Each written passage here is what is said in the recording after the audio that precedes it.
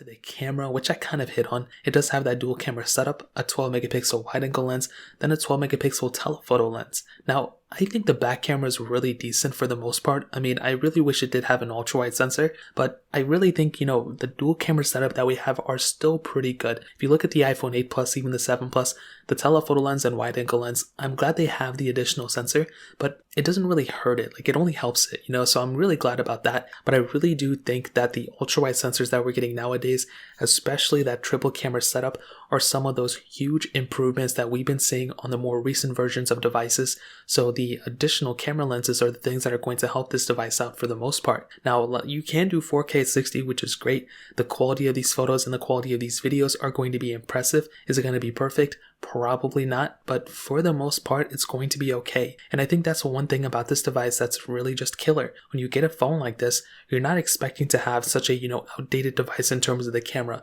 The features are still there. The update with One UI 2.5 was really beneficial for the camera because we got Video Pro mode, which is really cool. And I think for the most part, no matter what you're going to do with this camera, you're probably going to be okay. But you may actually see that one of the bigger differences with this device is actually the front camera. So it has an 8 megapixel wide angle lens on the front and a 2 megapixel high res scanner, which again is kind of funny. You can do 1440p videos on this thing, which is great. But other than that, I really wish this thing had a better front facing camera. I think the fact that, it didn't really have the best camera of that time is kind of strange. I think at that time it was good, 2018 is okay. But if it had 4K on the front, I think that would have been a much better machine for the most part. So I think the camera overall is probably a thumbs up. Again, not perfect, but I think it gets the job done for the most part. So in terms of the Samsung Galaxy Note 9's camera in 2021, that pretty much covers it up. Now moving